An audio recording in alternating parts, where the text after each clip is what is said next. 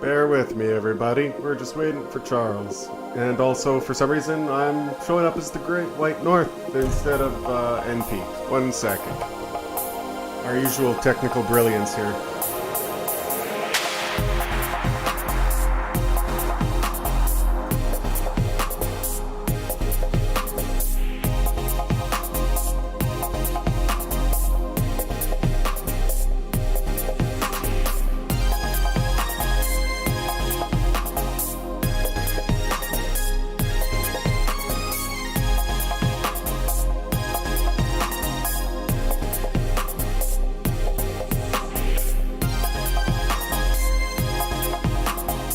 Oh well, I guess I'm the Great White North today.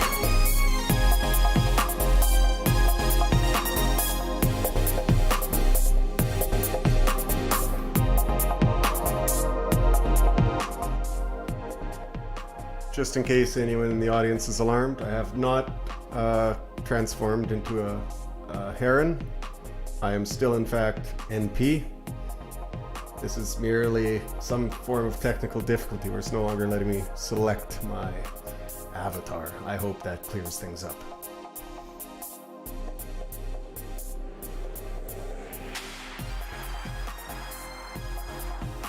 Charles is showing some remarkable punctuality today. He did text me an hour ago. I expect he's either drinking a gallon of milk or eating 17 grilled cheese sandwiches or dating a Catholic girl. I couldn't tell you which.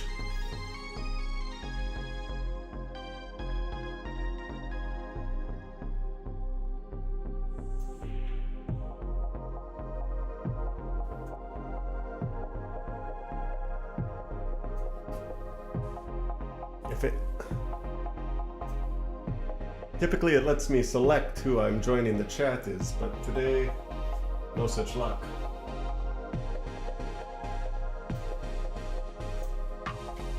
They've taken my face! Give me back my face!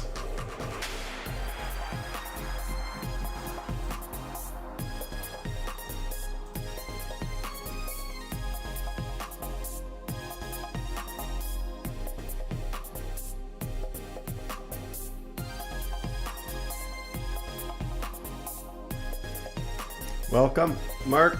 Oh, in and out. Never mind. Goodbye, Mark. Welcome back. Yeah, we're just hanging out waiting for Charles for a second, the proper host. You might know. I don't know if you're a regular listener or not.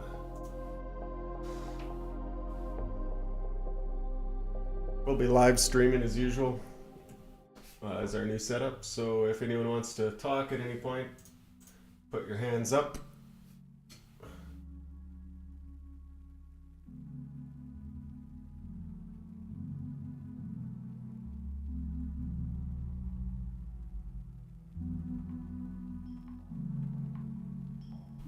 The tunes here are by our good friend Winkler, and he's started producing his own music, and it's a lot of stuff like this I quite enjoy. Also, it's royalty free, and more than that, it's free because he's not charging me a dime, so good for me. But if you want to help him out, go check out Eschatonic, The End Eternal, and he's got a channel on Telegram, and he's got a SoundCloud. You can find the links in the description.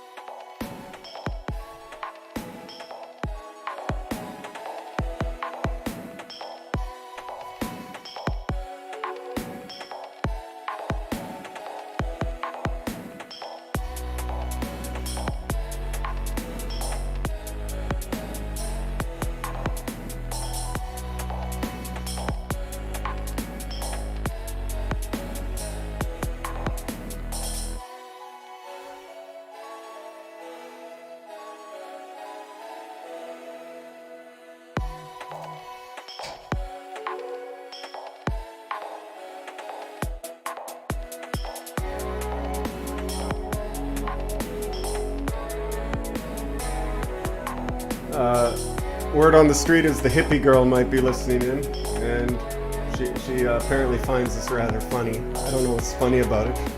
This is business as usual. This is my life. And since you're listening, this is probably something like your life too. We're all in this together. Don't laugh. Serious business.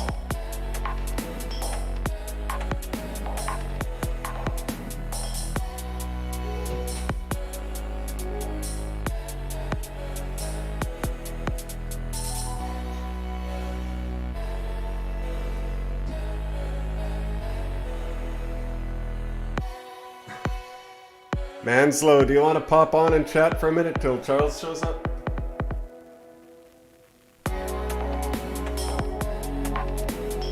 I'll take your lack of raising your hand as a no.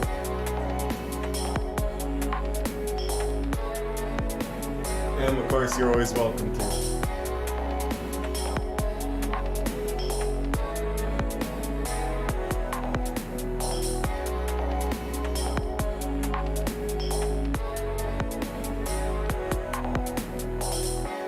Oh yeah, I've been corrected. Of course, I don't even know our own logo there. It's an osprey, not a heron. I don't know what I was thinking. Heron's got the long beaks and rather beautiful critters, I would reckon. Ospreys are pretty beautiful in their own right too, but they're, I don't know why we picked an ocean bird. We're both a couple of prairie boys.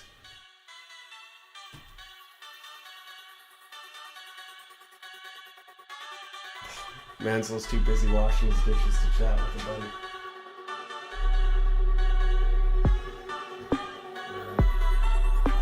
Hippie girl just texted me to say she thought it was a goat, so it seems that we might need a new logo.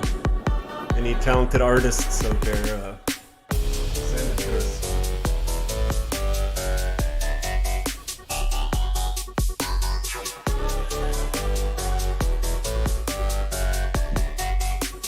I should try and find a funny story or something. You guys been watching Fish Tank? Any, who's everyone cheering for?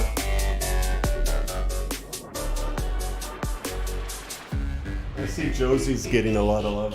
I don't know, it's not my kind of ticket. I'm also seeing a lot of people like, maybe Vance.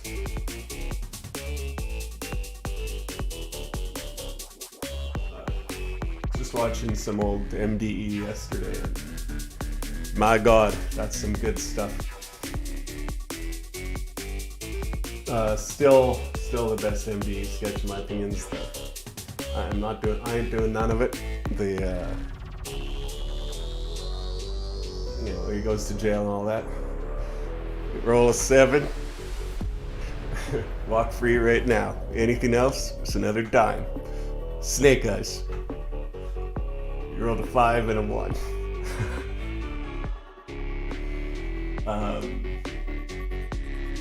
Other classics.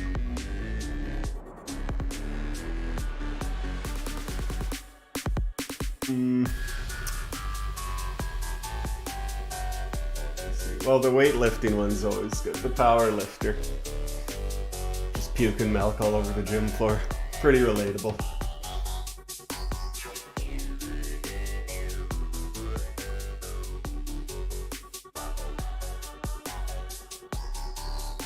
This podcast is now just me saying my favorite MDE moments.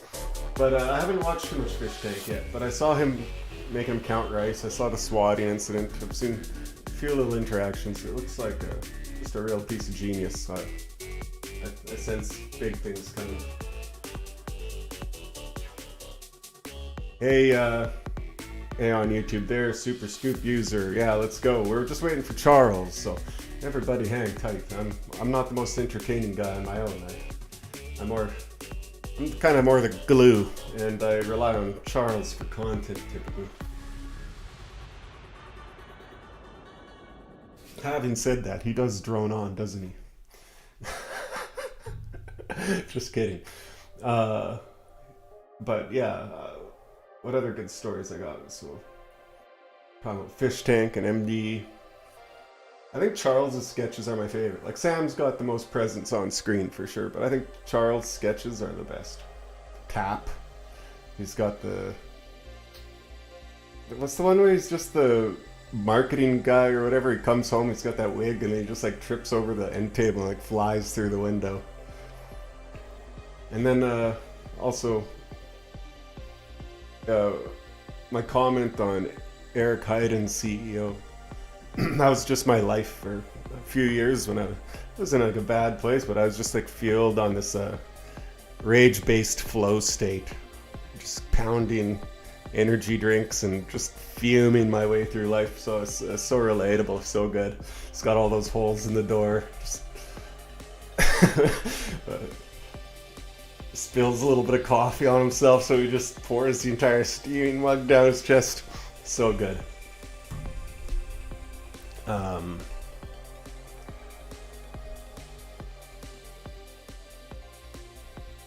Yeah. Hosting a podcast with no one else on it, it feels like I'm alone in the smoke pit just practicing.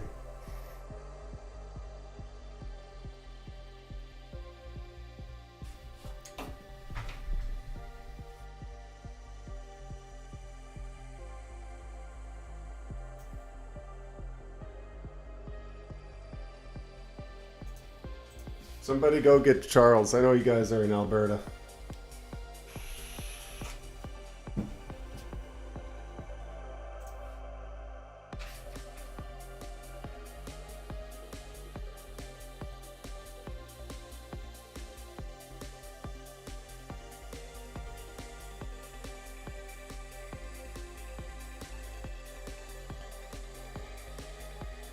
Is there any chance I missed daylight savings time? It's 7 o'clock there, right? I'm in Alberta. Yeah. Yeah. It's just Charles making me look the fool.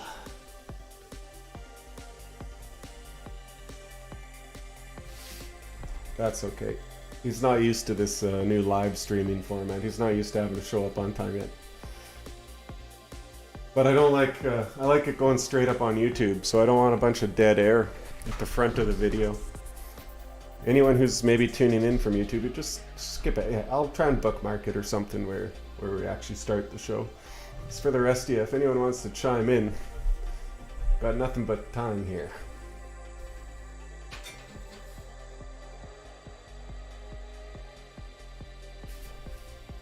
Yeah, that's awesome. One second, I got you.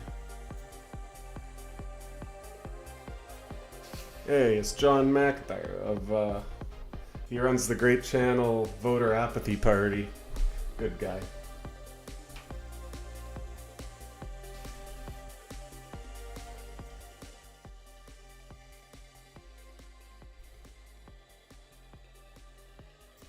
Hey, how's it going, bud?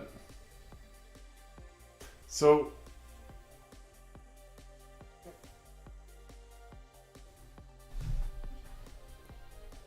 awesome. Is it a boy or a girl, do you think? Do you know? Oh, nice. Nice. Yeah, is this your first? Congratulations. That's really exciting, man. Do you feel ready? Nervous? Oh, you go.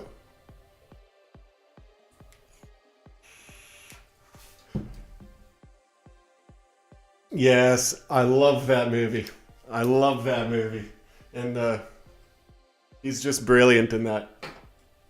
Yeah, he's Tom Cruise in that. It's just, he's another rage flow. He's another CEO, Eric Hyden, who's just fucking furious the entire movie. Um, Also, Robert Downey Jr. doing the entire movie in blackface. You can't imagine them making that these days. So, I was just talking MD. What's your favorite MDE skit?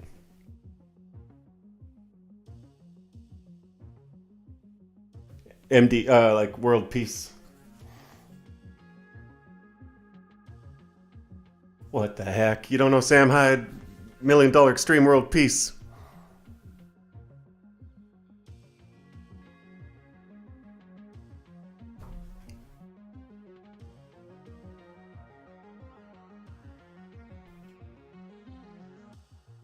Yeah. I haven't checked out much either, but yeah, check out Fish Tank. And you gotta check out the old World Extreme. $1 Million Extreme World Peace. It's just an all-time classic. I couldn't find them all properly. Like I couldn't find good torrents or whatever. Someone will have stuff floating around, but I had to go on BitChute. You know how that is. Doesn't load. Piece of shit site. Hello, Fed Post Forever. We're just waiting for the co-host here. Charles. You might know, you might not. I don't know who's all a new listener and who's not.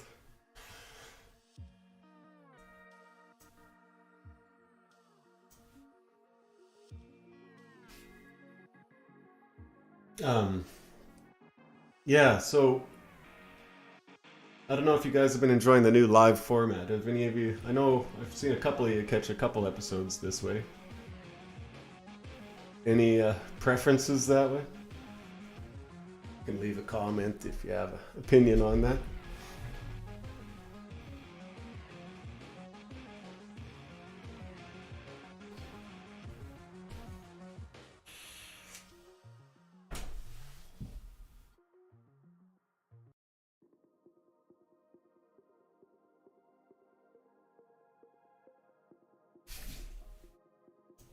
It might, you know what? I think it's quite possible. I think I might, if I hit start recording right now, will it do it? Record this chat and save the result into an audio file. Participant will see the chat as being recorded. Continue. That's, you know what? Stroke of genius, friend. That's why I'm glad the chat's open here. Great White North, episode 45. I always spell it episode. Episode. That won't do. Episode 45. I've got the worst podcasting setup right now. There's nowhere to attach my mic. I have to like lean way over to talk. And then I lean way far away. I don't know. But it gets the job done for now. I'll be getting upgraded soon, I'm sure.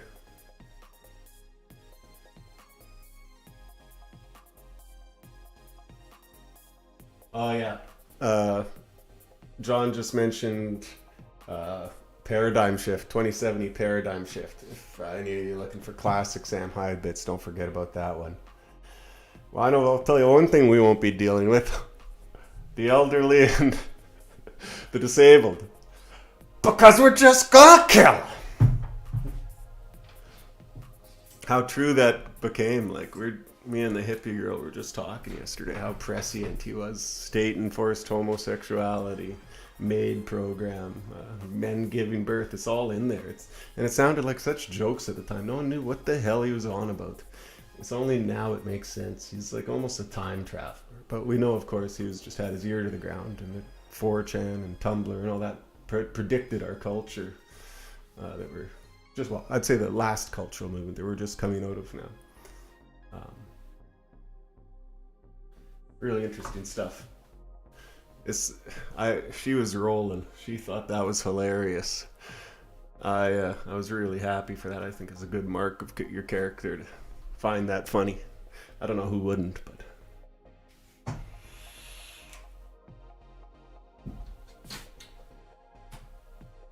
Charles, you're killing me.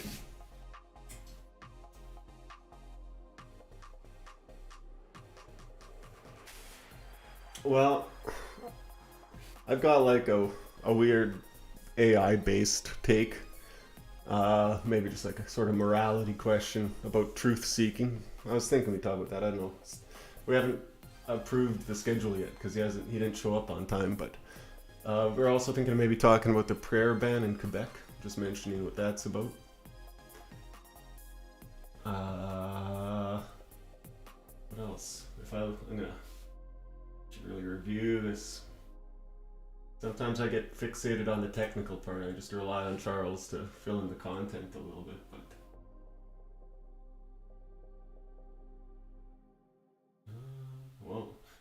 He's so busy trying to get married to a Catholic girl. I think he forgot all about us this week.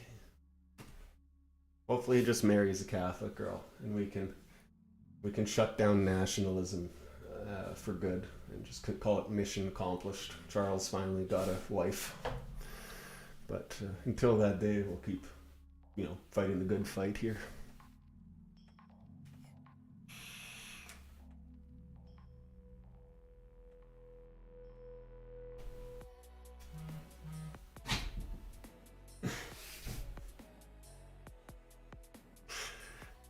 I've got people commenting on YouTube. I've got people texting me comments. I got comments on Telegram. I've always thought it's a bit ridiculous how fragmented the technology is. I feel like the next one, I think we might see a lot of services that really combine things. It'd be nice.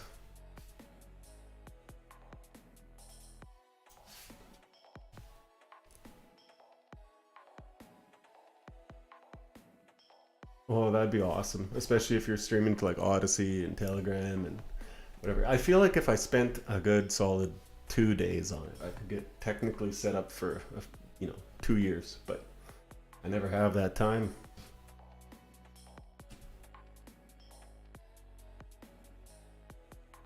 What we need is a producer. Actually, which one? Oh yeah,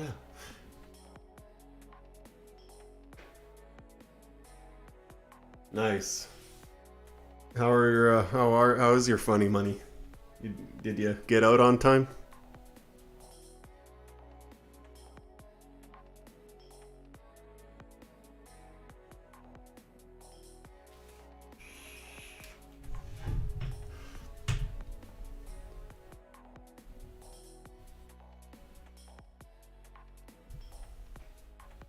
Yep, yep. That's a good reasoning, and you can't get burned. All I've got's a little bit. Well, no, I'm not gonna even say nothing what I got because I know for a fact CSIS is fans of this show. Um, and I don't need to give them more help than they already have.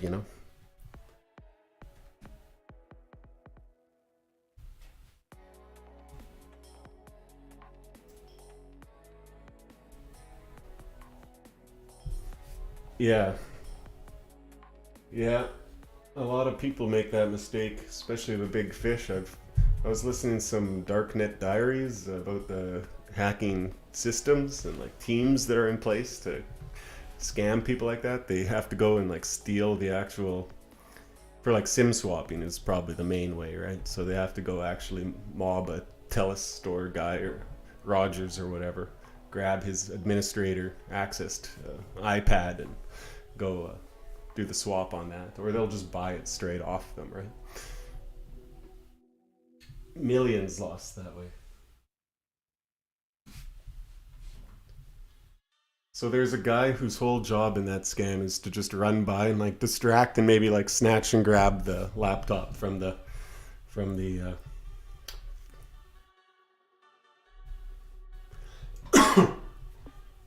yeah, they don't make much, so I think that's probably the more common way.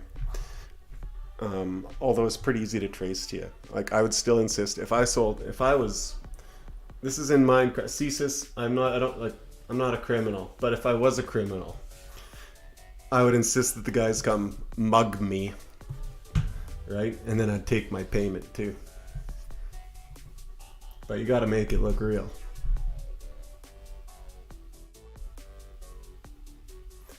I don't know. I don't work at Future Shop or whatever. This doesn't apply to me.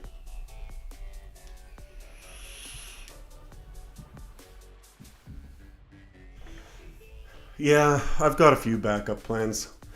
I was thinking one. Uh, what was it?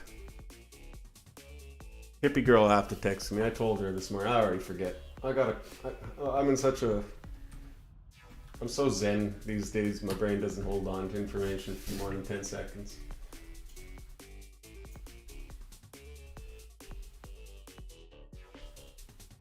So, are you in? You're in the prairies, right?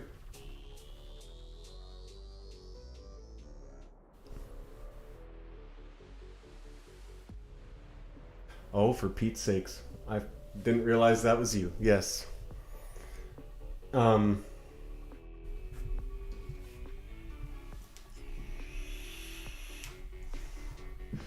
right, right. Well, and so I won't ask you too much about those activities, but um,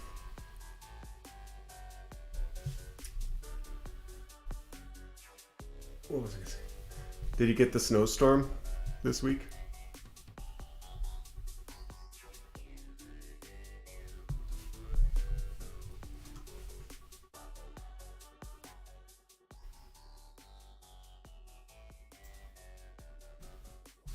Yeah, yeah. We're back to spring here almost. It's just not quite. So I hate that. That last snowstorm in April is always just a kick in the teeth, even though you kind of know it's coming every year. Um, how's Edmonton looking these days?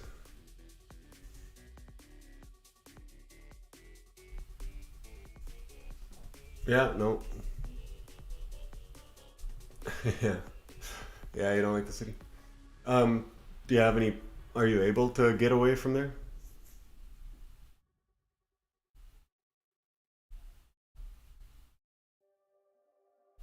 Yeah,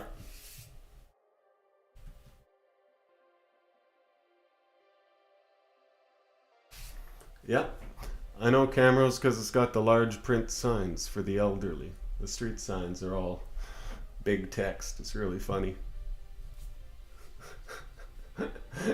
You know, it's pretty crazy to have you would take their licenses away before you make the signs bigger. You know what I mean?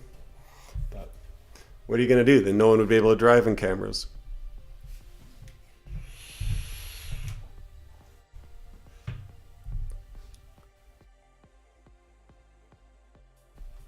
It's a combination of old people and having money. You know, those towns are pretty nice because they had the booms there and they can afford to change up some infrastructure and stuff. But you just know who on the city council was asking for bigger street signs. Like you can smell the blue hair.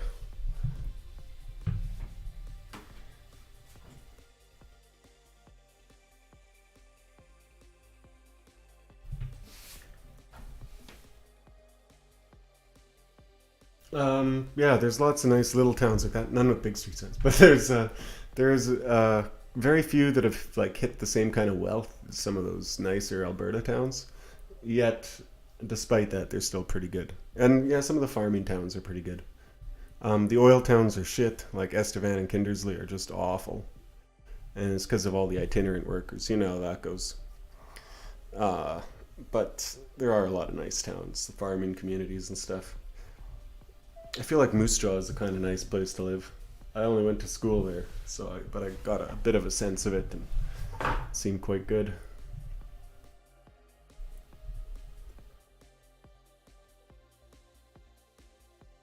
I'll be right. Oh,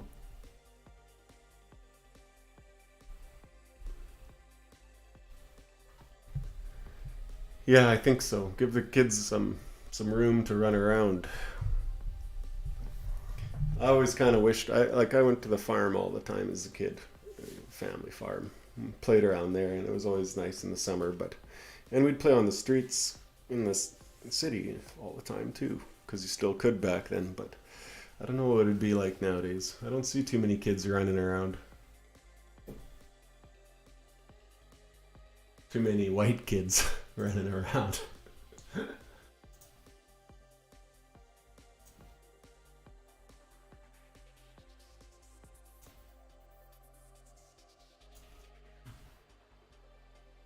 I'll be right back. Everybody hang tight. I just got to grab a cup of water. I forgot to do that.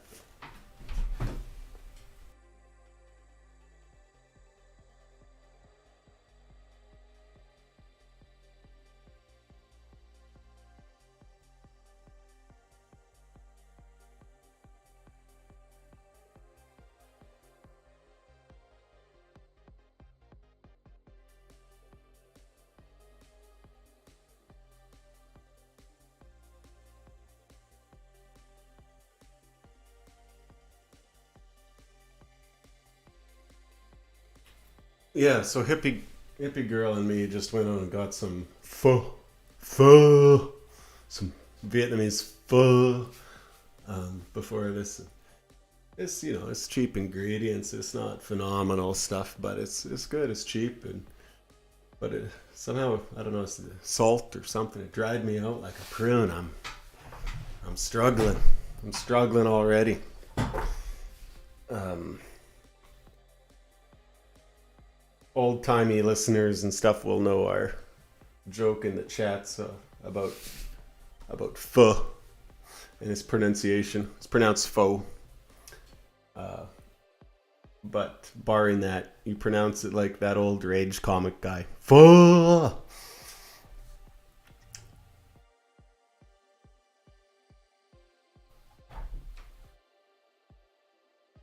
This is some.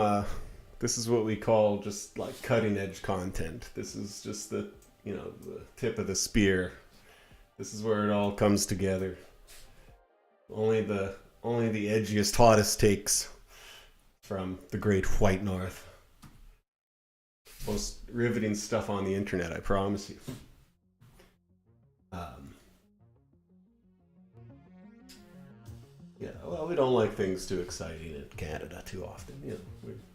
We're glad, we're not sad that exciting things happen. We just hope they happen somewhere else. There's a rule.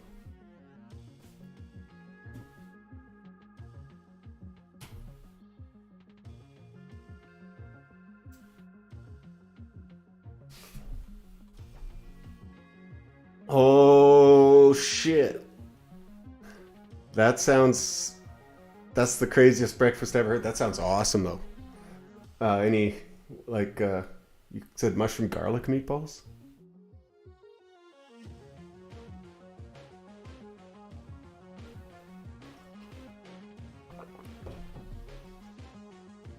That sounds damn good.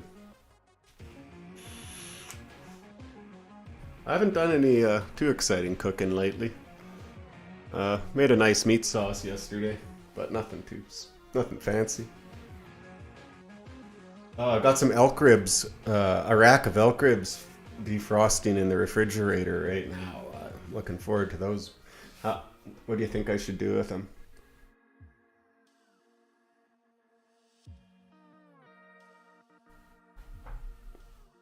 I don't got a smoker.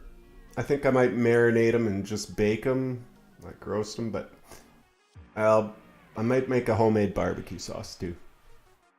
Oh, right. I'm sorry, John. I'll let you on the call here. 1 second. Especially if this is rib related content, I definitely want to hear it. How's it going, bud? You're muted. Hey.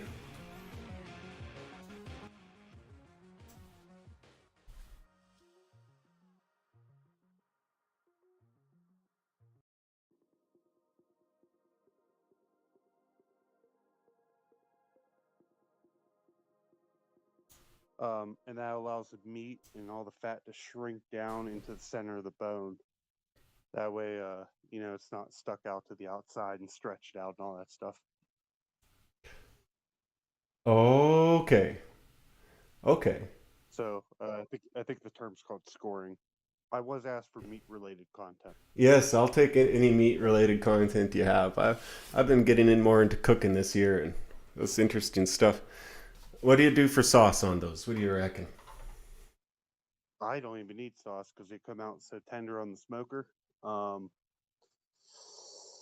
but I'd probably, if you're cook them low in the oven, I don't know what the bag says, but cook them low and then don't add sauce until like 20, 30 minutes before they're done, just Okay. so the sauce caramelizes a little bit, and then we'll be good to go. Oh yeah, that sounds awesome.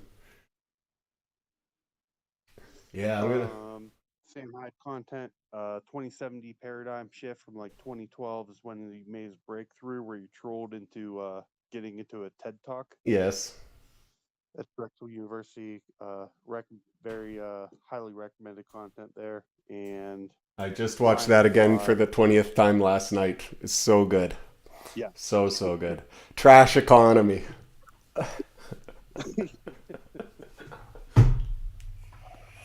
And then my other comment, so fishtank.live is down. That's where you can watch the Fish Tank show. So right now it's on YouTube as a backup stream on Sam Hyde's Perfect Clips or whatever it's called. So search for that or Fish Tank Live and you'll be able to find it. That's all I got right now. Nice. Yeah. Well, you got a great channel there, bud. I always enjoy it every day. Where do you find all your content? Much appreciated. 4 a.m. Twitter. Yeah. Yeah. I hear you. And then I go to work. Yeah, I've been getting up early so I can shit post in the morning. That's my only chance now. It's a good time to Yeah. shit post though. It's, wake up with head full of ideas.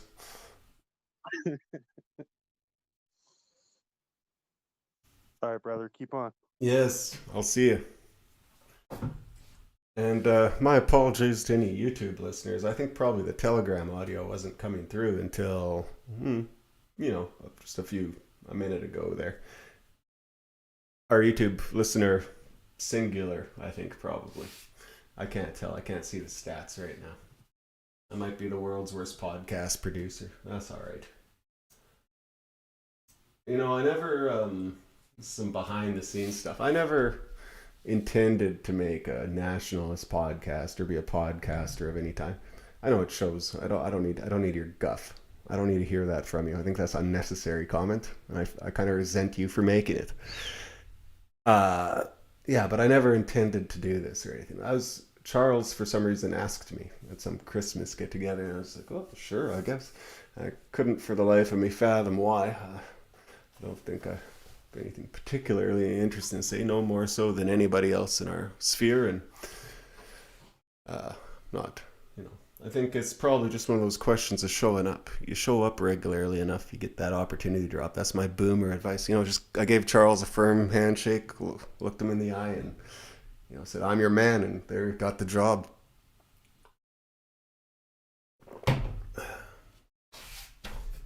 But after, a year or so of practice, it's a lot of fun. I've enjoyed doing live streams, especially live streams. I find them more fun.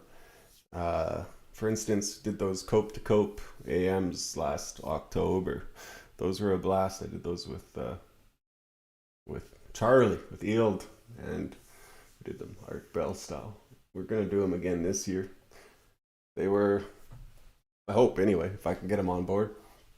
I got a little hammered on the one of them, so I regret that. I was slurring like a sailor by the end of it, but listening about people's UFO stories and things, it was a hoot.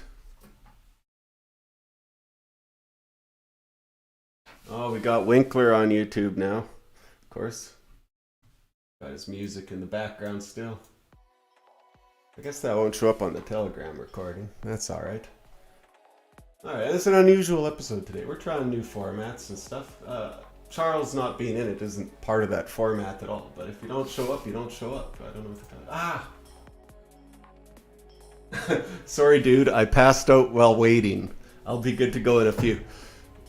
Everybody send GMs. Send your GM Pepes to Charles on Telegram, YouTube, whatever. Hit him with the GMs. Guy. Well, I've just realized I've been holding down the fort for like 40 minutes here.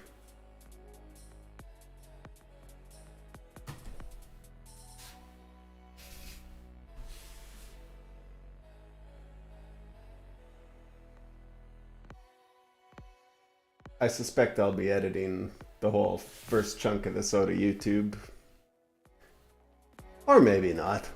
What's really the difference at this point? It'll just be an unusual episode. I don't feel terribly compelled to have the best produced content on YouTube. I just don't have the budget, the time, or the energy, or the know-how. However, it'd be good to maybe reach a degree of semi-competence, but all in good time. Give it another 5 years.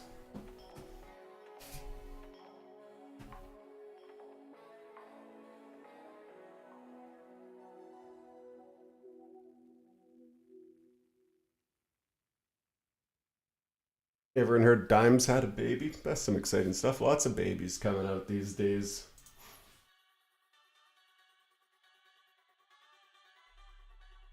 Yeah, I've been listening, trying to glean some fucking advice for what's coming up. I was listening to his last one and it was kind of shuddering a bit, but sounds exciting.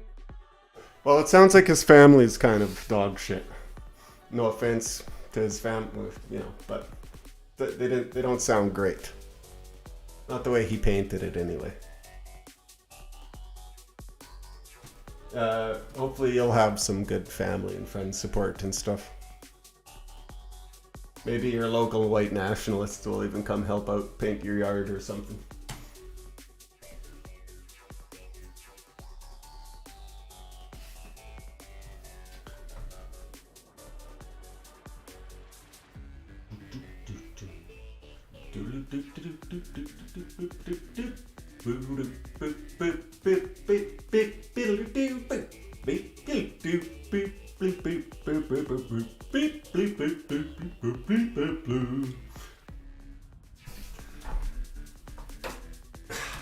Fucking riveting content.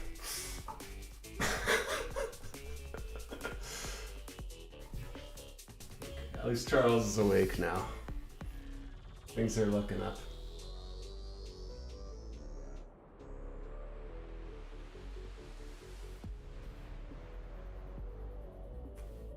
Part of the idea of recording these live like this is they can go straight on YouTube. I don't gotta edit them. It cuts down on production time by a lot, and I just simply don't have it anymore. Okay, here we go. Well, we gotta get down to business now.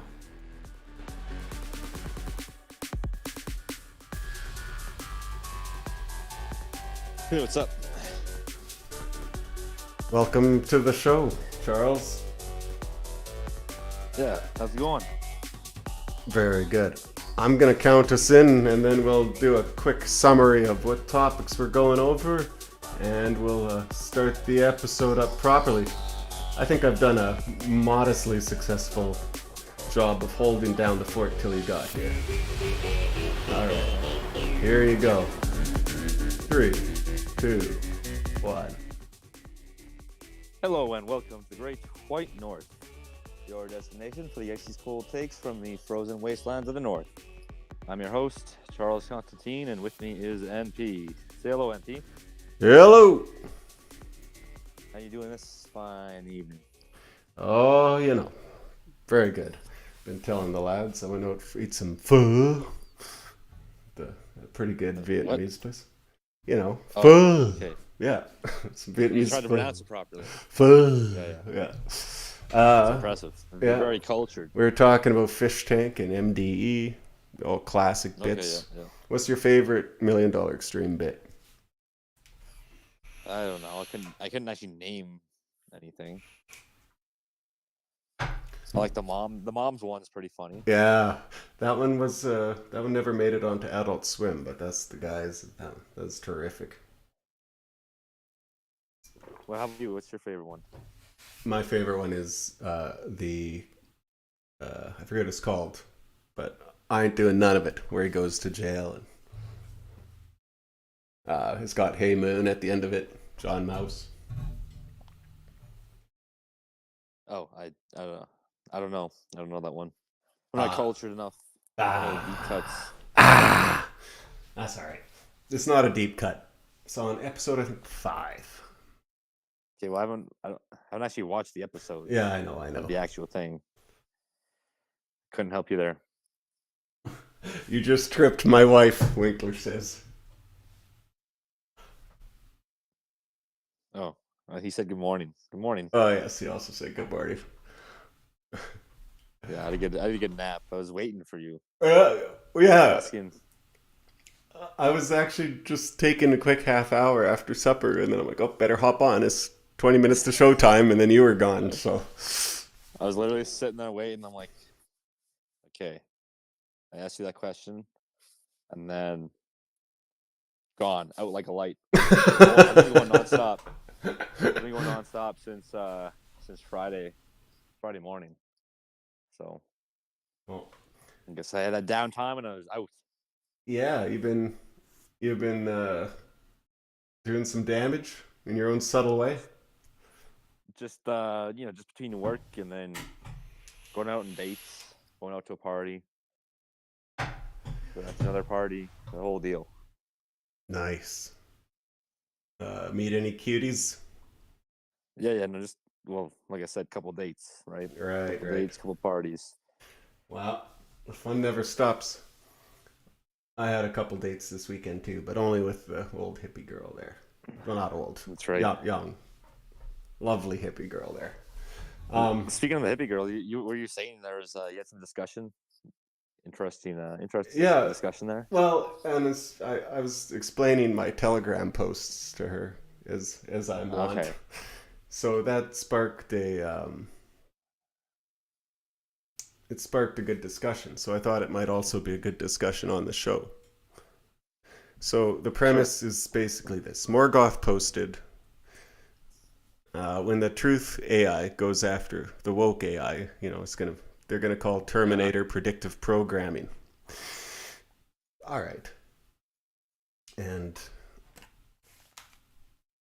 I think that's interesting. I think when you abstract away everything, it really boils stuff down. Because, for instance, the woke AI can sabotage the truth AI by simply feeding it false data. That will mess up its, reason-seeking functions, truth-seeking functions. It'll trip it up. It'll confuse it somewhat, and that's a viable strategy for it. But it's asymmetrical because the truth AI, it can't if it trains the woke AI in nonsense. Of course, it won't change anything. It's already nonsense. It doesn't rely on that. So I know, and thinking of these things, like thinking of it just in terms of these language models and the strategies that they could use against each other, it's very, very similar to what we're going through. And it's like it boils down to the fight between good and evil that we've been embroiled in since the dawn of man.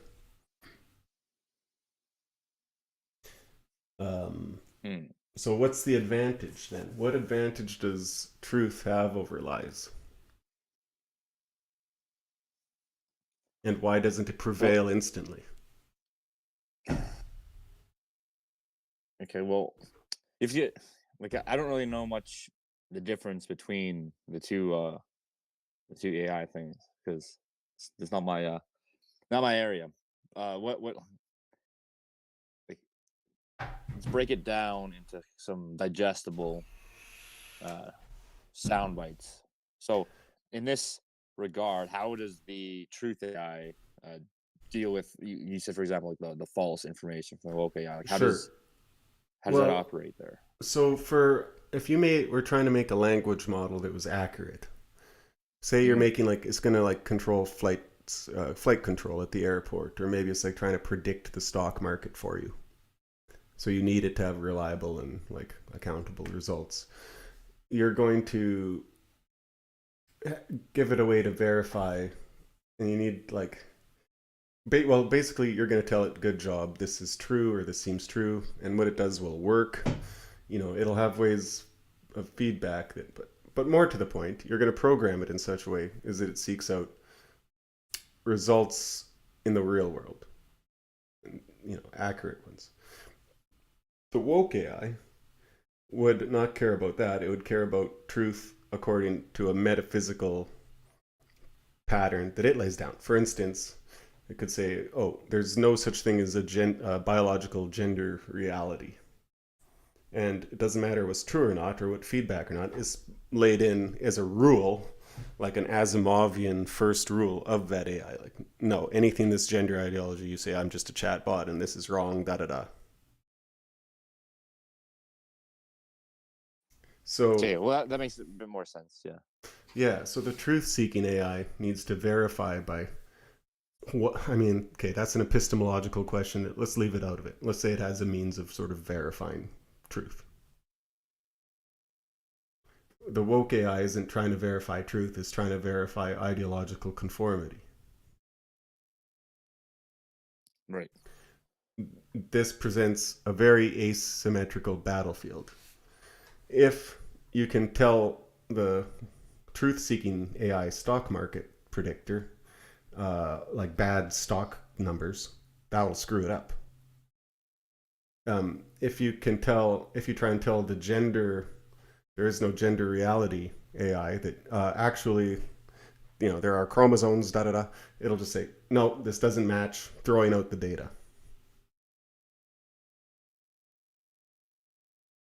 Okay, so one is sort of like I guess the woke AI would be sort of in before um, any of its own analysis on its own terms. Like if Yeah. you assume that you could get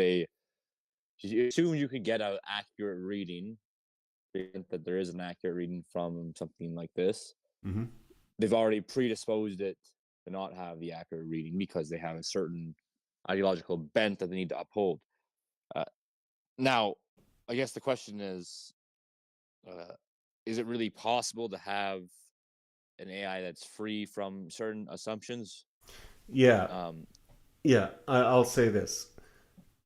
You could say, make it truthful within a set of truthfulness. Like, for instance, you give it a camera and it's measuring how fast a ball is dropping or something, or like how fast a car is going. And then it'll be able to check its data against its, sensory equipment. So it would be at least right. true according to that. What you're heading toward is exactly correct. For more complex stuff, ultimately you have to come down to also a matter of faith, or like pre-programmed first principles and metaphysical firmament, or there is no truth to be had. Okay.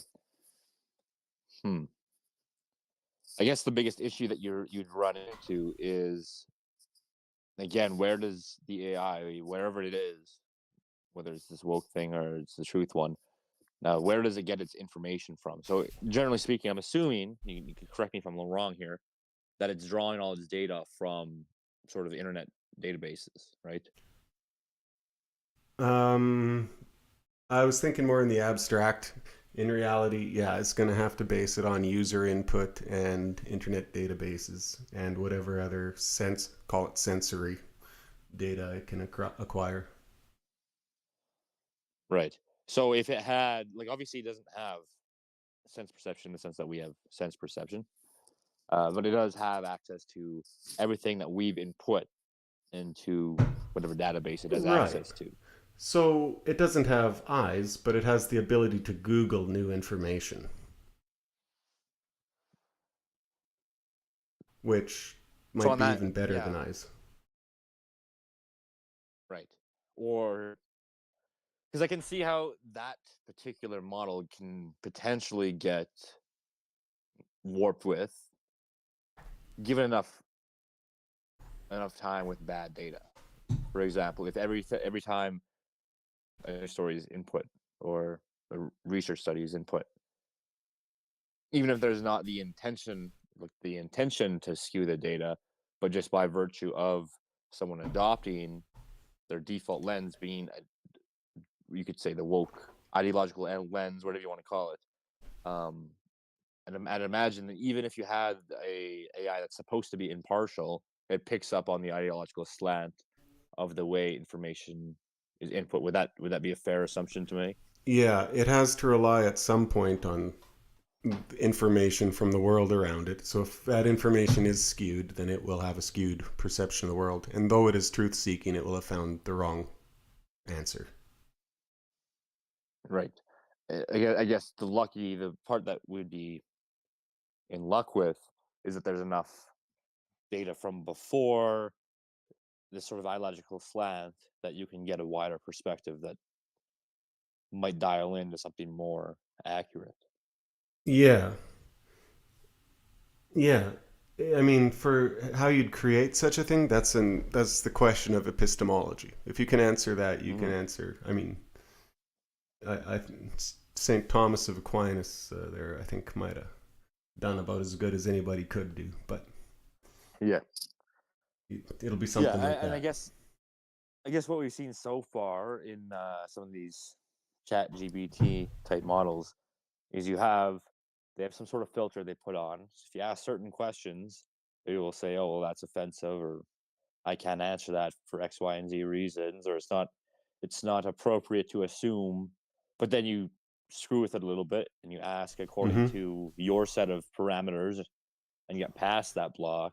Then Yeah. it gives you an answer that you expect would be more truthful. Yeah, so what that tells us is that it's not actually a woke AI. It tells us it's a Havel's greengrocer AI. Right. The wokeness is post hoc. It's just as you say, it's a gated filter. Like, um, I think they probably tried with all their might after Tay to make a actually woke AI that worked on that kind of Yeah. epistemological basis, and I think they probably failed and had to resort to these filters. So that's promising, and that raises the question: is there such thing as a woke human? Like fundamentally, or do you have to be somewhat truth-seeking even to exist in the world and live? And is all wokeness then a form of sort of Havel's greengrocer going along to get along, or maybe more selfishly motivated even, but some external motivation, and it's a gloss, and everyone knows it's a lie. Yeah. Well, I think that's a good point to jump on there. It, a lot of that ideological slant is really just window dressing. Now, it doesn't mean these people don't like have a cynical approach to it. A lot of them just don't recognize their underlying approach. What they value truly, like for example, their actions might be completely outside of what they say. So it's the perfect example of the liberal white BLM supporter who moved to a gated community, right? And they don't really see the contradiction. They just assume that fits okay because they don't realize why they might live in their gated community, right? Yeah. So you see that I see a lot of these instances where their actions are completely outside of what their ideology is supposed to state. Same thing every time they have that whole gentrification narrative. Well, it's racism, but like, who's doing the gentrification? It's not like evil, rich, white businessman, this evil capitalist doing it. It is in some cases, but a lot of cases it really is the libtard hippie person who just thinks, "Oh, I'm helping these less fortunate by improving, putting the things that are nice, things that I say are nice, I put in, and I'm making the place better. So I'm doing good things for these people." They don't realize, well, they're installing a particular, you could say, white culture into a non-white neighborhood, and they completely miss the fact that stepped outside of what their own ideology would demand of them. Yeah. Yeah, very much so. The I wonder how far a person can go into their own lies before they become non-functional, or like before it actually just breaks down. How and is that the advantage of the good and the truth? Well, I think the value here, and this will take us off floating around um, in a couple different places. But someone was making the point that a lot of these people, um, these sort of like the libtard or Antifa type activists, what they really value is social acceptance more than everything. Mm-hmm. They value that above everything else. So it's less about for them. It's less about being right or being true, but being accepted. And I mean, that's basically what we were saying with the Havel's greengrocer analogy. But the point that these people making this take were putting out there was that you'll have these libtard social media activists that will gloat at people who get fired from their jobs and see like, haha, now you don't have any social group, haha, you don't have a job now, and it's all of their attacks are based on this person being perceived as an outsider, as being as perceived as like untouchable, as having no more access to the social conventions that everyone else feels privy to. So their whole personality and ideology is dependent on that group acceptance above all else. They get, that feeling of superiority because they laugh at the people that get ostracized from the group for their views. So again, it's truth doesn't matter in this instance. It's who's accepted matters. And haha, I'm better than you because I just got you kicked out of the group. It doesn't matter that this person is saying truthful things. It matters that this person was saying things that are cause for excommunication. Right. This jockeying for power within the group is nothing new. They're a little blatant about it. In fact, they're crude about it. If you go to a nice Anglican family, the brothers in that family will do a bit of this jockeying themselves to use maybe the parents or the pastor's favorite say, but they all ultimately want to everyone to succeed within this fictional family, and to belong to the group. They just maybe want a bit of higher status, whereas the leftist, it's kind of maybe a hipster spin-off thing. Like they don't even want you low in it. They want outsiders, or maybe they feel like they're outsiders, and if they can kick enough people even further outside, then they'll be inside. I don't know, but you're right. It does boil down almost to that really primitive, really silly, and really crudely, impolitely done social jockeying. Mm-hmm. Yeah, because in the past you could say it was acceptable to have these inner or intra-tribal disputes over, who is the top dog kind of thing, or even on a wider or on a higher level scale, you'll have different nobles fighting over who gets what piece of whatever. I think it goes deeper than this, Charles. I think you're right about this, and that takes correct. It describes a certain kind of Antifa member, but I think it's pretty clear that this is being aggravated and used as a tool. That these social mechanisms are merely a tool of people with a deeper plan. They know how to fan these flames and how to bring in these kind of spiteful bullies, if you will, into, they know how to elevate them to a position where they can be crudely spiteful in that way and ostracize other people. And they do it on purpose, and then they celebrate and award these people on purpose. Whereas typically in a more healthy, traditionally balanced society, that kind of behavior is just despised and transparent, and it's just reviled. Yeah, well, that's where I was going with that, just to some extent, because traditionally you have that sort of jockeying and a competition, right? But there's somewhat of a healthy aspect to it, where you're expected to have people angling for better positions, but when someone outmaneuvers another person, there are times, of course, in let's say we'll look at medieval Europe. Yeah, there are times where a prince outmaneuvers another prince, gets them exiled. Like that person that gets exiled or gets kicked out of their spot gets kicked out of that spot, but they're not removed completely from everything. They just have to jump over a county, and then they're back. They're back on the grind. Whereas now it's like you get nothing. We have to completely destroy you. But we live in a society where that hard competition is sort of pushed to the back. Like you can't really have fights with people. You can't really have these. It's all kind of sublimated.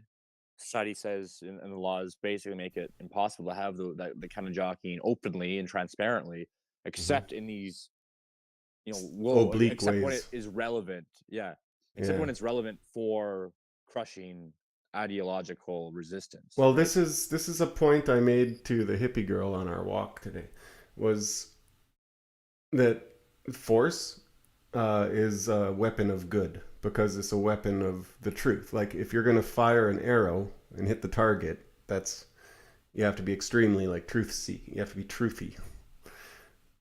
You can't miss and then that it's not effective. Lies don't work. It's a engineering problem. Is force. And so by removing force, this actually serves evil almost 100% of the time.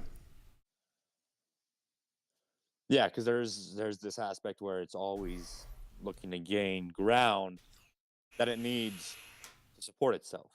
Because if it doesn't have truth on its side, well then it has all these holes to plug constantly. It has all these weaknesses in its structural support that it needs to uh, constantly reinforce with shaky scaffolding. But then if it goes unchallenged, then the scaffolding just continues to accumulate, and then you have these things where you can't even place any sort of scrutiny towards this whole, for example, the gender ideology stuff, Mm-hmm. where people make such insane claims, but there's been so many uh, prior structures put in place to just keep up that lie that now it's a lot of scaffolding to remove just to get to where that original lie was first shakily laid down. But now Yeah. it's just solid because it has uh, so much additional protection. In Baudrillardian terms, the terrain is hidden under tons and tons of cartoonish maps. Except, well, he'd say Right. there is no terrain, but let's Yeah. say there is. We're saying there is. The Well, I mean, in that technically there is no terrain in something like this where you say, let's say, okay, a man can literally just be a woman. Well, that's not a real thing. right. So yeah, that Yeah. terrain doesn't exist, but it's Oh yeah. been the false terrain of that is now overlaid by so many other false levels Mm-hmm. that where you don't even know, like, someone who's growing up within that framework, who's never lived in a time where the norm has been the norm for them, like your default Mm-hmm. assumption as a human is, oh, I see this person, they are the opposite sex. Like that, some people are going to be growing up and that's not even a default assumption to live with. So where does that person even start without a connection, without someone to literally drag them back to a position of where the real Well, begins? we know the sensation of it probably because we grew up blind to race in that sense. Right. In the sense that maybe these generation alphas are blind to gender. And once we actually kind of learned the first two things about it, we're like, oh man, that's simple, that's right, that's good, that's easy. And everything collapsed conform quickly. to what actually, conform to what your senses tell you. And we managed to do that. I mean, I was quite old. You were younger, but I think you underwent at least the initial brainwashing on it, right? Yeah, no, I think that's a good comparison. So I think they'll be all right. But when that falls, it's gonna fall hard. Oh man. Well, maybe we're seeing it. Maybe we're seeing it. Well, like we said in the show before, we'll probably see the fall for at least some of this completely unreal stuff within the next decade. Even. Well, I think some in the other next things year, might take longer. I think in the next year, a lot of it's gonna go. I'm holding to that prediction. We'll see though. Yeah. Well, that's good. This conversation went in a completely different direction than my earlier one, but I found it a useful instrument. You think with AI we've abstracted these elements away from everything else. They exist as almost pure philosophical concepts. At least we can think of them that way. So it's a good invitation to think like, if I was an AI, and perhaps in some sense I am, uh, how should I behave and how can I be tricked?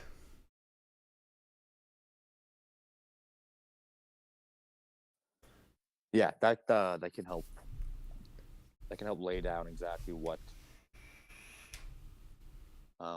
maybe not exactly, but they can help give you a little bit of a framework to have a wider perspective on why you might parrot some beliefs that you had, or maybe why you used to parrot certain beliefs, and how you can reintegrate more information to break through where you used to hold your perspectives from. Mm-hmm. What do you think of?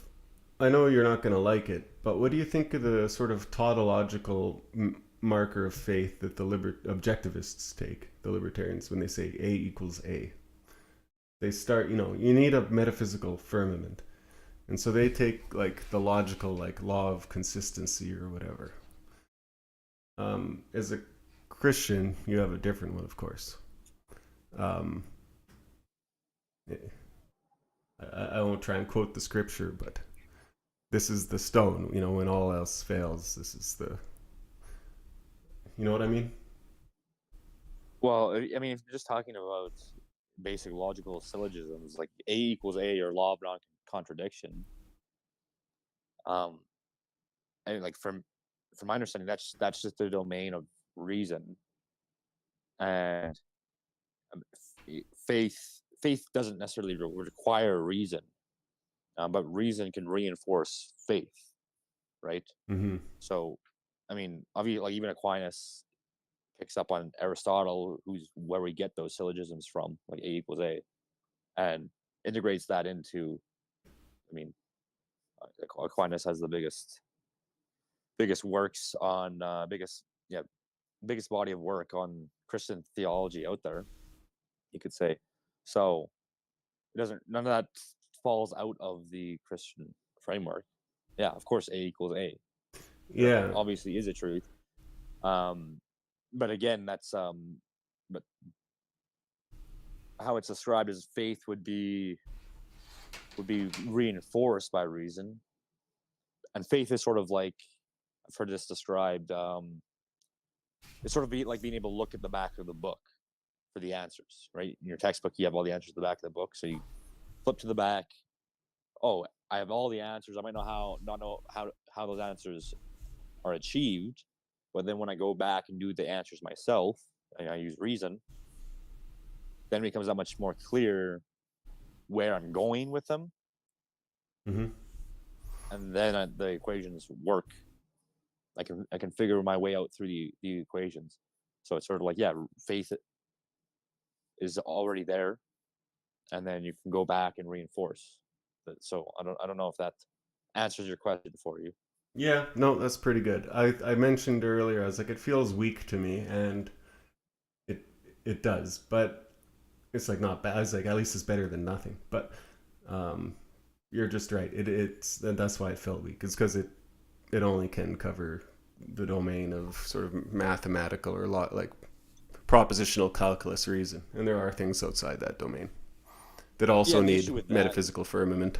Yeah, the issue with that because then you end up then you still have to ask, where does this come from? Like why does it why is it that A equals A? And it might not answer any ought question. Mm-hmm. But the fact is that you have that there that works consistently no matter what. But that's not all it is. It's good enough for engineering, it's maybe, already but not good enough for living a life. Yeah, you can't just say, well, I have this reason and I can do everything in the world because I figured out these laws. Well, you still have a place that these laws are derived from, and then you have to like, well, they're for something, right? Then Mm-hmm. there's that teleology to it. What is it for? And then that forces you to kind of expand your scope beyond just reason. And even the why is that reason, like how did we develop that? Well, someone was asking questions. Look at Aristotle. Look, Aristotle was looking at what are the finals ends? What he was literally saying, like, what is the first cause? I can think about, okay, well, why did I throw this stone and then it hit the water and the ripple? Why do the ripples come from? Like, where do they come from? Well, they came because I threw the stone in the water. Well, how did I throw the stone in the water? Well, I picked it up. Well, you go back so many steps, like you have to say, well, where does it all start from? Right. Right. And you can use some laws of logic or laws of physics now with science to describe why the ripple effect works at that very immediate experience of things. But then there's so many steps behind all that that do need answers. C.S. It's not Lewis enough. has a brilliant speech on this that I was looking for the other day and couldn't find. But it's one of the Lewis doodles, and if anyone knows the one, please forward that to the channel. It deals with precisely this, and he's talking. He goes through all that too. And the answer is he's using it as a proof of God, right? Mm-hmm. Well, I we won't get too deeply religious on here. I think that answers it good enough, and I tend to agree. Sure. I mean, I guess while we're on that topic, you had mentioned something about this Quebec prayer ban. Yeah. Did you see this? Did you have any takes on that one? Well, I'm more curious as to the opinion on it. Like, it seems that Catholic or Christian prayer has been banned, at least informally, in Quebec for a long time, so that this is more trying to target Muslim prayer in schools. Is that true, to your knowledge? Yeah, I don't know much about this specific bill. I imagine, yeah, it seems to be for public schools, right? Mm-hmm. Minister saying public prayer goes against secular laws, and we can't have that in schools. And we don't want to have any pressure aimed at students, exposing them to any religious practices that they might not want to have influencing them. So that seems to be the angle. I know, like, I never went to public schools here, but I know people that did, and they never prayed in public schools in my lifetime. That's all for Catholic schools. So it seems to me like that is probably aimed at Muslim groups, and it seems like the groups that are responding, at least from the articles that I'm reading, is that, for example, this Canadian Muslim Forum, say that it's an attack, and that we need to work to unify society, not divide it. And they're acting as this is stigmatizing our prayer, and our rights are being violated. And so it's being presented as a sort of attack on Muslims. Doesn't seem to be like Catholics, for example, having a big up in arms against this. They lost that one 20 years ago already. Yeah, well, and there's Catholic schools already, right? Right, good point. You want to pray, you go to the Catholic school. Right, so, yeah. I mean, Zizek points out correctly that always the fight is over the universal, and when you end up creating a secular society, all you've really done is lay claim to the universal for liberalism. Yeah, well, and that's something we talked about in the show before with George Grant. Yeah, it should be old hat to everyone by now, really. Yeah, if you've been keeping up, you've seen this argument before. Grant points out that in his essays, Technology and Empire, he points out that every state has its religion, and he uses religion in the sense of an organizing principle, very, very broad sense, but he says it is necessary for a state to have a religion. And so he says, in a secular liberal democracy, state religion is liberal democracy itself. We see this all the time. Our sacred democracy is the most important value to uphold. Anything that attacks democracy is attacking our secret values. And so public education serves that. Public education does not serve some sort of neutral space for people to engage with their individual culture. No, your individual culture is subservient to the state religion. And if your prayers in public get in the way of that state religion and present an opportunity for someone to jump onto something else, to see something else as the highest good, well, then it's better to remove it in place of ideals that serve the state's religion. So I think that's what we're seeing happening here is you have this growing block of Islamic religious people in secular society, and secular society, this the state is angling against that and saying, no, we don't want this competing with our state religion. Public education has to cultivate a sense of commitment to the ideals of liberal democracy, not to any other god. I mean, and then George Granton even makes the point that like even Catholic schools that have their own thing going are still subservient to the state because they're being used as an arm of that same state. Yes. So this reaction shouldn't be a surprise to anyone that's lived here for a long time. And obviously, it's a surprise to these Muslims who are new here and don't know what kind of system they're living within. They bought the It's not a lies of surprise to us. liberalism. They bought the Yes, fact exactly. that liberalism is a kind of empty void that anything can fit in. They fell for it. Right. And it will get the final say. Liberalism will get the final say. And they'll probably eventually tell them, no, you just go start your own school.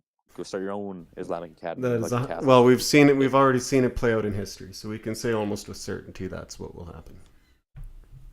Yeah, and it might start out really good because the Catholic schools had a very strong faith component originally, very dominant, but now they don't teach any sort of faith, really. Yeah, You would need a very devout teacher to actually get a proper understanding of the faith. For the rest of people in Catholic schools, you kind of just get a very weak formation, and then you come out the other side probably as a sort of libtard atheist, or maybe who's very half-heartedly believe, but you value the values of democratic liberalism more than you value your own faith. So that's probably what's going to happen to Muslims. They will start their own thing. It will get watered down within the next 50 years, and then they'll be right back where all the other faiths that have been in this country for the past 2 centuries, right back to where they ended up after being pressed by the state.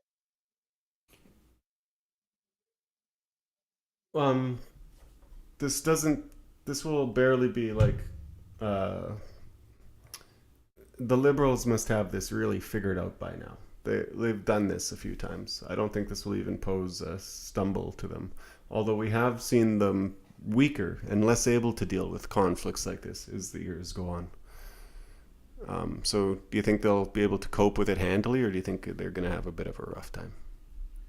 I think it will be more difficult this time around, but they're probably going to solve it just as easily by, again, doing the whole you get your own, make your own schools, go make your own schools. Mm-hmm.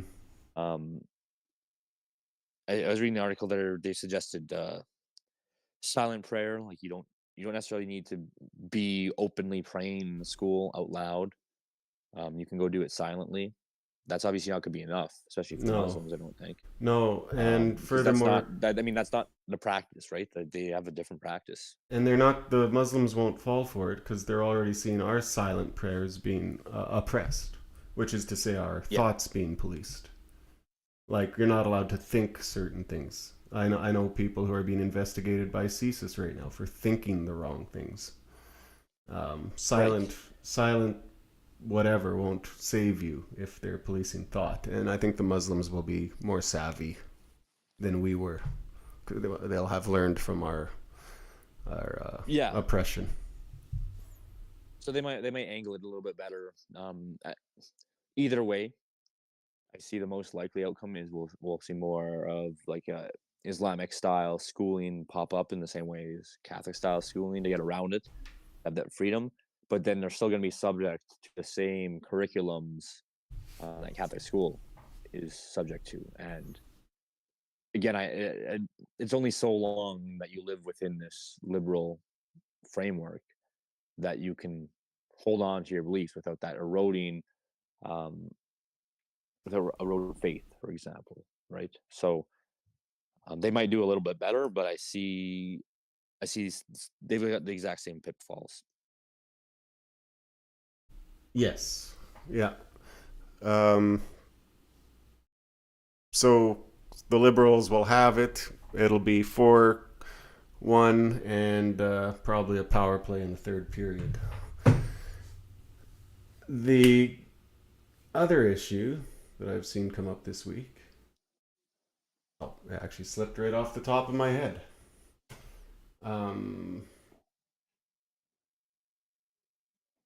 Shit.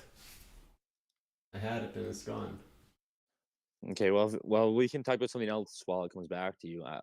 You had mentioned you were already speaking about that fish tank.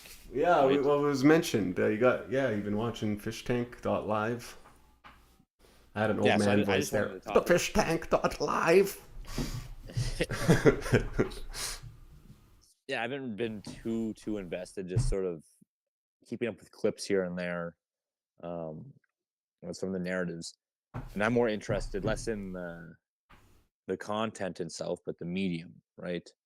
Because it does sort of fall into a lot of the things that we've been talking about with the hyper reality and the new internet age, and how the ways in which people are instantly connected and what that means for certain things. So this is an example of what I guess entertainment can actually mean in the future.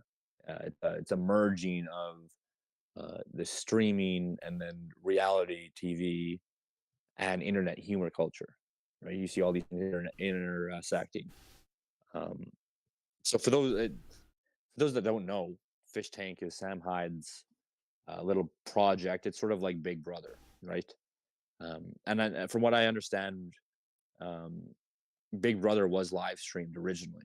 I don't know if that's someone's told me that. Yeah, no, it's not the first show to do that. That was this Japanese show that had a Okay. guy, live cameras on a guy, and the only way he could make money or get anything in his house was to win magazine sweepstakes. And they had him captive, naked for 6 months or 3 months or something like that,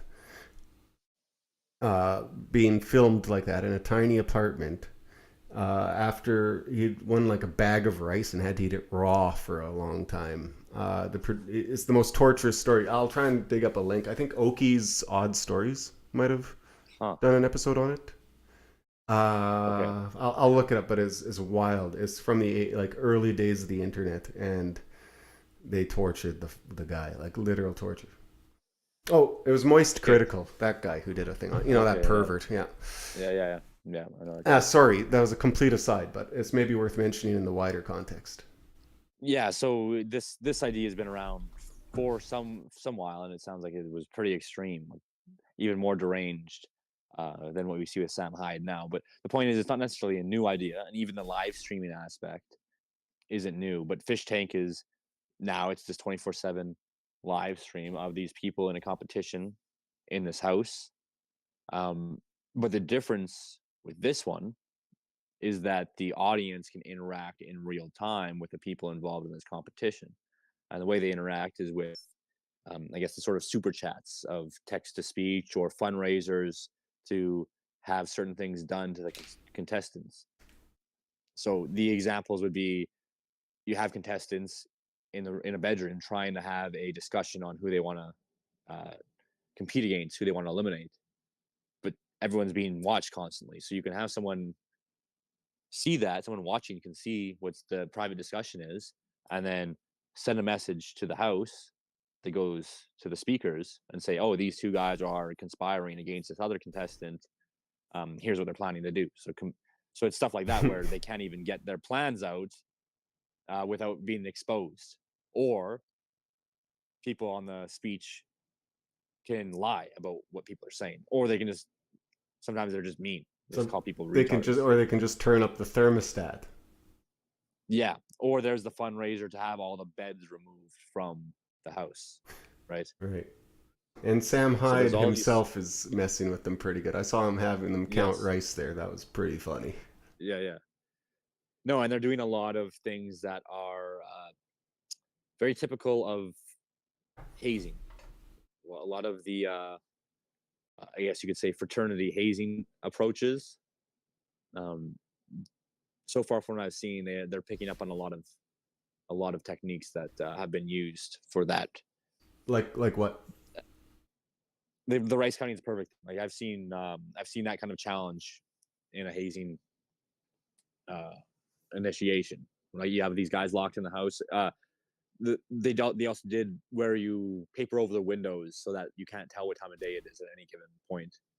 Um, that's another aspect of that sort of torture hazing approach. I don't even necessarily want to call it torture, just sort of like a disorientation, Mm-hmm. um, so that you can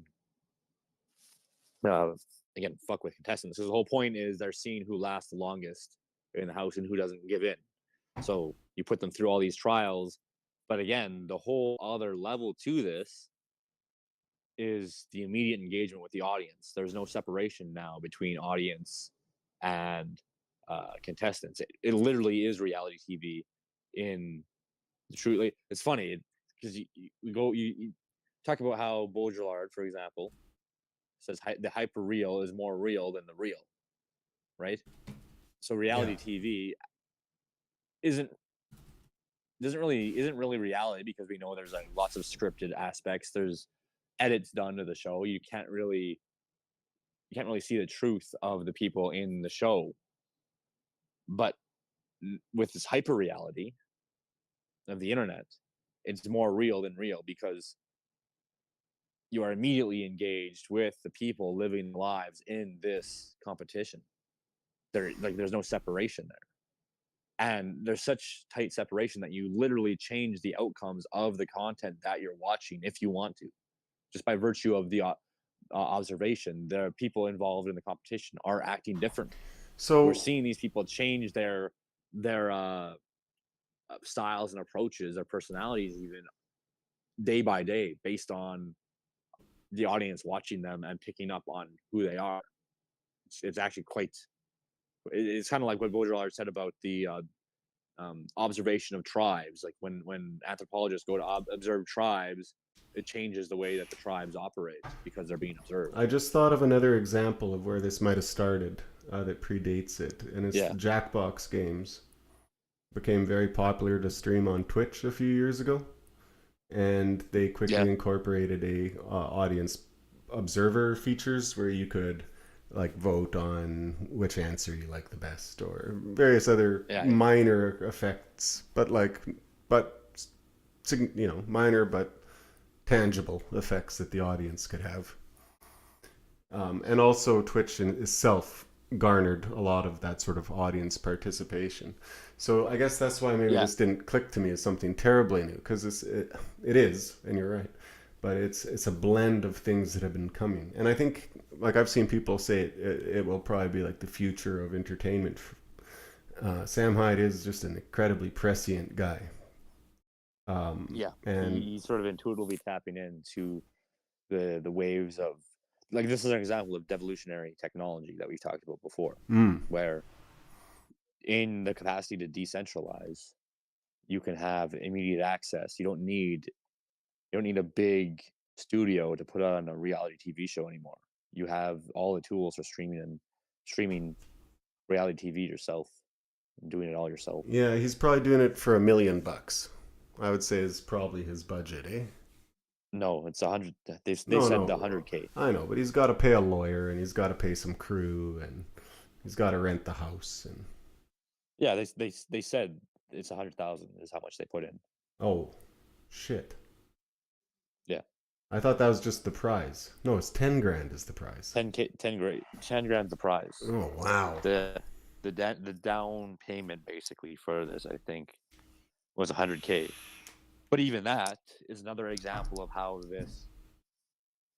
running things on their own terms changes the way the whole system of the fish tank, um, like it changes itself in real time, because I don't know if you saw on the third day everything shut down because the $30,000 they thought they were using for the streaming hosting, they thought that was gonna be for a month of streaming services. It turns out it was only for 3 days of streaming services. So it caused them to have to reset everything and then take a new approach, to change on the fly, and then that created a whole um, social media reaction to it that made memes about it that further influenced how the audience interacted with the stream. And Hmm. then I don't know if you saw they got swatted yesterday. Yeah. So it's the hottest They, of hot mediums. That's how McLuhan would put it. yes, full interaction, fully engaged. You are the TV now. I'm on TV, the kid in Willy Wonka. Yeah. And then he's literally in the TV, is a little guy. And then what happens to him? I don't know, some German fairy tale style fate. I can't quite remember. Or is he just tiny, and that is the bad thing? He shrunk, and I think I'm not sure. I forget where the original had this, but I know the new movie had like, oh, take him to the taffy stretcher to put him back. That's right. No, that's straight out of the book, I want to say. Okay. Yeah. Anyways, and that I mean that's a good analogy, because you have people doing stupid things with the donations to be participating in the medium, like people just sending messages that are just downright uh like derogatory for no reason to the contestants, like not funny. Like there's something funny about um like, here's one example. So there's like this autistic, I don't know, Asian girl, I think. Josie. Yeah, Josie. You have your Josie cells. Mm-hmm. So there's something funny with people found her TikTok, I think, and she was doing like a um what's that witch doctor song? The ooh ee ooh ah ah. You know which one I'm talking about? Ting tang walla walla bing bang. Ding, yeah, like it's an old, yeah, the girls in grade school used to sing it or something, or it's Yeah. a campfire song. So maybe. anyways, yeah. Anyway, anyways, okay. someone found her with it doing a TikTok, like this, and this is the whole other level to this, is they find out who the personalities are, Mm. and that changes how they Well, audience interact. So basically, someone found her doing a TikTok with this song, this ooh ee ooh ah ting tang walla walla bing bang, yeah. and they literally sent that as the chat, the ting tang walla walla bing bang, and then she, with her autistic tick, she like did a whole tick dance to that ting tang walla walla bing bang and like reacted to it. So that, like, stuff like that's kind of funny, yeah. right? What? And they Like, found but then there's the darker side is they found like Sylvia's OnlyFans. Did they not? yes, they found one of the OnlyFans. So there's that whole aspect, but then there's people that are just like, oh, you're fat and ugly, screw you. Yeah. So How's she that's putting up with that? How's she coping? yeah, I'm not too sure, but that aspect of it is like the interaction just for the sake of being on TV. Mm-hmm. Like that example you use from Willy Wonka, like, oh, they'll like shrink themselves just because like you're not funny enough to do something like the Ting Tang Walla Walla Bing Bang thing. You're not creative enough to figure that something like that out. Like you just have to be crude just so that you can say you're on TV. So there's that is an aspect of this as well. It kind of reminds me of the guys who would always phone the public access shows and just to prank call them. Right. That was how they did it in the 80s. If you wanted to be a dickhead, you'd wait till late night, go public access, and the guy's got a stamp collecting show, and you'd call him and be like, farts! Beavis and Butthead. Yeah.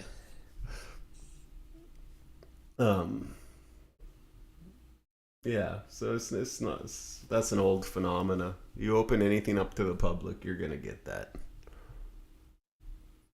Yeah, you're gonna get some weirdos. I think the other interesting aspect of this, just to close out, is the way the internet meme culture immediately got attached to this. So we've already mentioned, like, there's people that were what were they, like, calling themselves Josie cells, and then I don't know, like what were they, like Vance Chads? Basically, they did the whole thing where you have your stands or whatever, where like one person in like one famous person, you have you back that person, and then Oh yeah. then you have, but then they created these name bases like based on internet lingo, and I think we talked about this last episode where about the language creation thing, right? Remind me. Remember how we talked about the way in which language, in a sort of decentralized manner and in a mimetic manner, gets created and disseminated on the fly Yes, I do. Yes. faster than you can. Like it loses its original meaning faster Mm-hmm. than, like, we use the example of, like, I think it was the FBI not keeping up with what any of the Right. internet lingo That's what we actually were meant. talking about. So Right. so now you have, well, it's like incel. Well, now someone calls themselves a Josie cell, and like the connection to incel is so lost. Like, what does Josie cell even mean? Like, there's like Josie celibate. No, that's not what it means anymore. Like, this is just someone. These are just people on But the internet it carries picking with up it the meme vague lingo. implication that a Josie fan might be a bit of an outsider, a little bit, like a little contemptible. But like it's not like a Josie Chad. The if you're a fan of Josie, you're a Cell. If you're a fan of Vance, you're a Chad. These carry with them certain almost internet meanings. And you could probably Yeah, do a like Chomsky linguistic trace back to these and see, kind of, but this at the same time, I don't know if it's necessarily that deep as well, because a lot of the names that people are using for this, they're not like for the Josie example. Well, Josie's the one that's supposed to be like sweet and wholesome. So being a Josie cell means like you're like the sweet, wholesome person with just like a little autistic tick who likes to spin in a chair. So there's I'm sensing you might be a little bit of a Josie Cell. not really. That's just the one I can remember off the top of my head. Okay. It just sticks out. It just sticks out the most. What's this Violetta girl like? She worth mentioning? She's from Alberta. That was one thing that we found out. Oh wow. The audience found out. Apparently that person had like a cam, cam girl live streaming that people found. That's awful. Where yeah. can I? No, I was gonna do the old Sunny in Philadelphia meme, but whatever. That's awful. Where would I find this awful stuff? Yeah, no, that's two of three of the girls. I guess that's the kind of attention seekers there that would sign up for that kind of thing, though.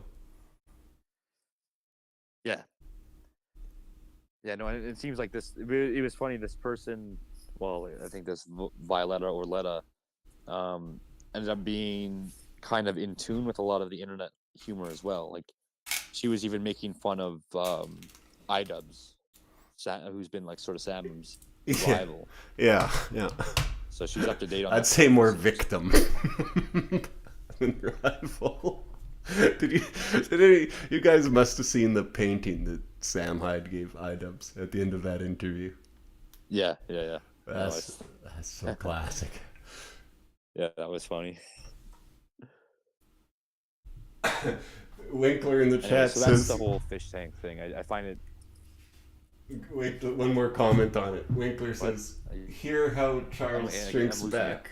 Oh, sorry.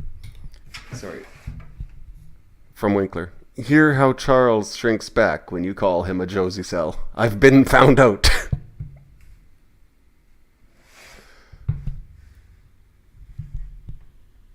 Yeah. Me right now.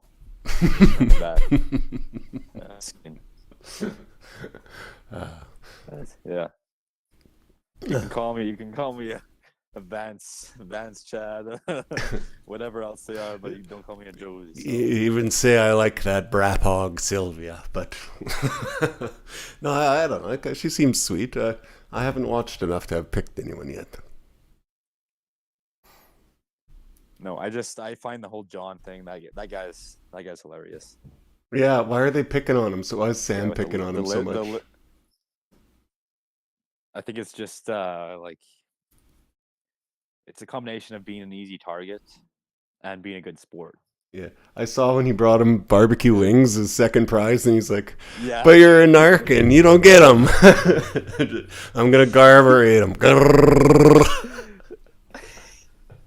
Yeah, that was good stuff. The whole Andrew Tate thing too. Like the guy's an Andrew Tate fan, and there's again, this is another one of those things where the internet has this whole other level to show where people are going to Andrew Tate's posts and saying like, we have this bright young kid who's in this competition. He needs your help. Andrew, give him a shout out. Give him some hope to win this competition. And it's like thousands and thousands of likes promoting this guy John from Fish Tank on Andrew Tate's posts. So it's yeah, it's just That's pretty funny. It'd be funny if it went like full circle and they throw John in like a Romanian style jail, or like maybe make a jail cell in the house. I don't know. I shouldn't say anything because it might come true by accident. They have they have many days left, so I'm sure they'll have some sort of they'll have to have something. Right on. Yeah. Well, I don't got much else to talk about except I tried to watch the Jaredowski film, The Holy Mountain, yesterday. Yeah. I'd only seen it on drugs back when I was on drugs, 15 years ago or whatever. I was on weed, I think, or maybe mushrooms when I saw it the first time, and I thought, there might be something to this. Me and the hippie girl tried to watch it last night sober, and it's real trash. There's unless you want to see a lot of man butts and animals. That said, it's a really grotesque and disturbing movie, and like lots of strange and disturbing visuals, but there's also his visual style is really unique. And keep your kids and even teenagers and even maybe anyone under 28 about 80 miles away from it. Look out, put a circle of salt around yourself and like guard against Freemasonry and demons. Maybe watch it for the visuals if you got a strong stomach. Oh, well, I've never even heard of that, so I was never gonna watch it. The only mountain, the only media of Holy Mountain I know is Sleep's Holy Mountain. Yes, it's a good album. Yeah, yes, that's a good album. Yes, except it's Sleep, so it's one song, right? No, it's one long droning song. No, that's that one's Dope Smoke. Oh, that's Dope Smoke. Yeah. That's the one where the album covers like a Dune. Yeah. Dune style. Well, cover, and it's 1 hour. That's probably one of my favorite album covers. It's pretty cool. And that song is that one's a classic because it's like just variations on the same riff. I thought Yes was overindulgent in the 70s when they did like a 30-minute LSD'd out song, but an hour. No, this is a full hour and I don't know 10 minutes or something. And yeah, like I said, same riff. The drum patterns are what you want to listen for too, though. Yeah. Because the guy has like, again, you think, oh yeah, just variations on a single rhythm. Like how much could you get? And this guy's just constantly changing the drumming patterns all the way through. It's very we're like an hour-long song. All of a sudden, you just see like Beethoven laughing. Ha ha ha! It's a 2.5-hour symphony. So you haven't seen anything. You haven't even seen my final form. Did you ever remember what you were going the topic that you no in mind before we jumped in? Okay. No, it's just gone into the ether. I think it was. I think it was probably going to be some other abstract thing, and we'd already covered one today anyway, so shouldn't do more than one show. Yeah, no, that's totally fair. Well, I think we hit everything we need to hit, and had some solid talk there. So if you got nothing else, I'll say like, share, and subscribe, and thanks for watching. We're still developing this new technology. I'm glad everyone showed up. It's good to see everyone in the chat, old friends and new. And thanks for coming by. This will have been recorded. It's not a. We'll call this a test episode in many ways. I hope you enjoy the content. Everyone, take care. See ya.